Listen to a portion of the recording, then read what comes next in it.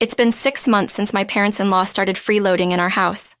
We were told it would be temporary, but they show no signs of leaving. Instead, they don't work and keep asking for money. Our savings keep dwindling, yet my husband Tony doesn't seem to want to ask them to leave. Every time I look up, I see father-in-law and mother-in-law smirking at me. I'm at my wit's end. If they think they can mock me like this, they've got another thing coming. My name's Anna, 35 years old. Been married to Tony for 5 years. We met at our favorite bar and got married after dating for 18 months. We've had our ups and downs, but life's been mostly good. Tony, what time do you think you'll be home today? Maybe around 7:00 p.m. I might have to work late today. About dinner, just make something when we get back. I'll be watching TV till then, all right? Though both of us work, I take care of all the housework. Initially, we promised to share responsibilities, but Tony hardly lifts a finger. If he does, it's usually to complain. Arguing only leads to more disputes, and he'll just quit doing chores altogether. It's faster if I just do everything. This has been our routine since our 2nd year of marriage. Then, one day, I came home from work to find Tony deep in conversation on the phone. Oh, okay, that's fine with me. Got it. I'll let Anna know. Talk later. He hung up and I asked, who was that? Oh, that was Dad and Mom. Apparently, they've got a leak in their house. A leak? Especially during this rainy season? Yeah, and they want to stay with us for a while. Stay with us? Wait, you mean move in with us? Well, we do have the extra room. It's not a big deal. Are you kidding me? I don't want to live with them, especially not those two. There's a reason I'm not thrilled about living with my parents-in-law. They are terrible with money. Father-in-law is obsessed with the lottery, even though he has a stable job. Mother-in-law works part-time just once a week. They constantly waste money and regularly ask us for financial help. When my step-grandfather was hospitalized, my parents-in-law didn't even visit. I was the one caring for him and visiting regularly. Anna, I can't thank you enough. Don't mention it. We're family. Here's a week's worth of clothes for you. Always so kind. If my family ever upsets you, come straight to me. I'll handle it. Thank you. I just hope it gets better soon. I'll repay your kindness someday. After his release, my step-grandfather, disappointed in my parents-in-law, kicked them out with nowhere to go and little savings. My parents-in-law rented a cheap apartment. So when Tony says parents' house, he's referring to the apartment my parents-in-law had moved into. Their behavior is so troubling that even their own parents disapprove. It's no wonder I'm worried about living with them. I'm sorry, but living with them all of a sudden, I can't. I told Tony straight up that they're in trouble. I get that, but remember when they asked us for money for living expenses? If they live with us, they'll rely on us even more. Don't worry, I'll talk to them about it. Talk to them? What will you say? They each handle their own expenses. That should work, right? But, so what? You want them to stay in a leaky house? That's not what I meant. Tony gave me a hard look, making me feel guilty. I don't want to be cold to my parents-in-law, but because of our past, I'm worried about living together. That said, I can't just leave them in the lurch. Reluctantly, I agreed to Tony's proposal. Okay, just until the leak's fixed, right? Yeah, I guess so. So it's temporary, right? That's what I said. They're struggling. They'll come over tomorrow. But make sure you talk to them about the living expenses, okay? Yeah. What's with that attitude? After all the concessions I made, this is how he acts. All I can hope for now is that the repairs finished quickly. The next morning, while it was still early, the doorbell rang. I went to the entrance, and there were my parents-in-law. Hi, Anna. Good morning. Anna, it's been a while. Let's head on in. Father-in-law? Mother-in-law? I thought you were coming tonight? Well, we were going to buy some lottery tickets first, but we spent all our money yesterday. I had planned to go to the salon with the winnings, but now we're in this mess, aren't we? I can't even... There's so much wrong here. If they spent all their money, just how much did they blow on lottery tickets? Can they really handle their own expenses? From day one, my anxiety was at its peak. Then, as expected, my worries came true. 2 weeks in, I opened the fridge to find all the eggs, bacon, veggies, and even the bread gone. Wait, why were they all here last night? Mother-in-law, coming down from upstairs groggy, asked, Morning, Anna. Is breakfast ready? No, because all the food from the fridge is missing. The fridge, the eggs, the bacon, the bread? I was saving them for breakfast. Mother-in-law's face lit up. Oh, we had that as a midnight snack.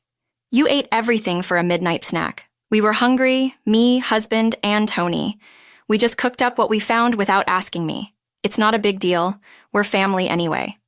I'm hungry now, I've told you, because you guys ate everything.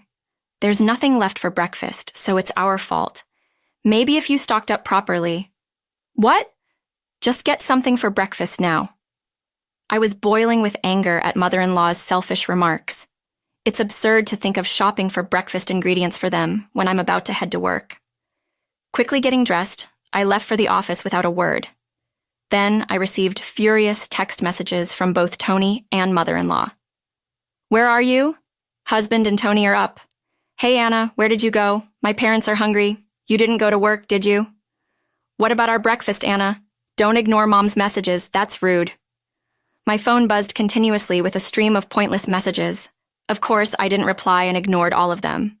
When I got home, Tony and my parents-in-law were there, arms crossed, visibly upset, waiting for me. Tony, with a furious expression, began to speak.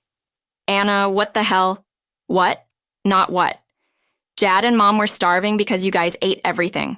Also, wasn't the deal that we'd all pitch in for living expenses? Yet, I'm paying for everything. Stop making a fuss every time. It's not a fuss, it's important. And the living expenses, that was your idea. Enough! I'll cover Dad and Mom's expenses. Just do the housework, got it? After yelling at me, Tony stormed off to the living room. My parents-in-law just stood there, smirking at my expense. Why am I the one getting blamed for everything? This whole mess started because of them, not me. From that day on, their condescending attitudes towards me only grew. Holding back my bubbling anger, I somehow managed each day. One day, 6 months after living with my in-laws, I decided to check our joint bank account for the first time in a while and was utterly shocked by what I saw. What's going on? Almost $20,000 is missing. Incredibly, the balance was significantly lower than the last time I checked. Not only were there direct withdrawals, but there were also traces of transactions from the debit card that Tony uses. I quickly confronted Tony. Tony, what's this all about? Why are you shouting? Calm down. What do you mean, calm down? Look at this. Explain. I shoved the bank statement towards him. Oh, that. What's the big deal? The big deal? Look, where did $20,000 go? This is the company for your debit card, right? What did you spend it on? It wasn't me. I gave that debit card to Dad and Mom. The shocking truth made everything go dark before my eyes. Anxious to resolve this situation, I turned to Tony for answers. Why are they using a card linked to our joint account? What choice did I have? Dad and Mom said they're broke, and I did promise to cover their living expenses. Well, I didn't know about that. If you made the promise, Tony, you should have used your own bank account. Why did it come out of our joint account? God, you always make a big deal out of everything. What's the problem? Dad and Mom are family to you too, aren't they? I was fed up with Tony conveniently using the family card. All the emotions I held back came flooding out in this crucial moment. I've had enough. Just because they're family doesn't mean they can do whatever they want. That account has half my savings. Half of it is mine too, right? But out of the $30,000 we had, $20,000 is gone. That's $5,000 more than your half. When did you become so greedy? It's really unattractive. I'm not. But how long are you planning to let your parents live with us? It's been 6 months. The roof repair should have been done long ago. Raising my voice, I stared Tony down. Repairs? Oh, you mean their plans. They gave that up. Wait, gave up? They said this place is cozy and didn't want to waste money on repairs. So, they terminated their apartment lease. Looks like we'll be living together from now on. This has to be some sort of joke. I didn't agree to this. Who cares what you think? They're family. You're just a daughter-in-law. Just sit down, be quiet, and obey. My body felt a rush of anger unlike anything I'd ever experienced. Is that how they see it? That I'm the villain here? Well, if that's how they want to play it, I won't hold back. Not anymore. Determined to get revenge, I called a certain individual, asking him to come over. A few hours later, Tony's step-grandfather arrived. Seeing the step-grandfather, Tony and his parents were visibly shaken. "Grandfather, why are you here?" Cutting Tony off, the step-grandfather spoke up. "What do you think you're doing? Anna told me everything." "Grandfather, why are you here so suddenly? Anna told you we didn't do anything." "Shut up, Tony. How can you, her husband, not protect Anna from these idiots? You too, what kind of parents are you to act like this?" At the sharp glare from the step-grandfather, Tony's parents trembled. "Dad, you don't understand. There's a reason." No, father-in-law. Anna is just making things up." "Just making things up? You've been spending Anna's savings without asking." "Calm down, Dad. Our apartment had a leak, so we—" "That's right. We only planned to stay until the repairs were done, right?" "Anna says you left the apartment without telling her. Should I contact the realtor to confirm, Dad?" "Wait, it's not like that." "What? Got a problem?"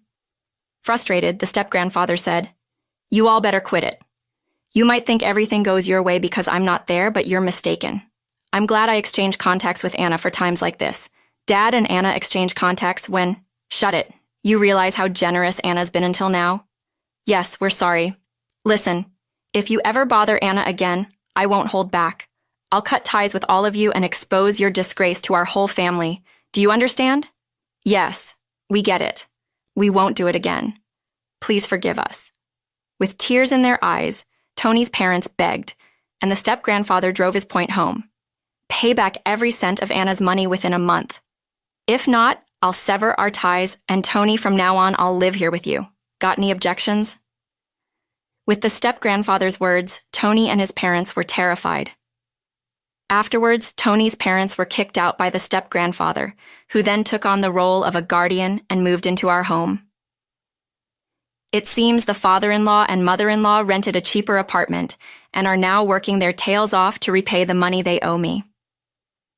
The father-in-law can no longer live the lavish lifestyle he once enjoyed from a lottery win, and the mother-in-law has had to increase her part-time work to 5 days a week. Without the luxury of spending freely, they must be struggling significantly. On the other hand, ever since the step-grandfather started living with us, Tony has completely stopped making demeaning remarks towards me. If he even tries to complain about me, the step-grandfather quickly reprimands him. "Tony, don't act superior in front of Anna, grandfather. That's not it. I heard you talking back to Anna." "I'm sorry, I won't do it again." "If you dare do it again, you'll face the same fate as those idiots. Please spare me." From then on, Tony began helping with chores, easing my workload. Thanks to that, my stress lessened, and I could focus on my job. "Step-grandfather, thank you so much." "It's nothing. Remember when I was hospitalized 5 years ago? You were the only one who visited. It meant a lot, especially since you had just married. It was just the right thing to do as family." "That's how I feel too. I just wanted to help my troubled family." I can't thank the step-grandfather enough for rescuing me from this situation. I hope to support him in any way I can in the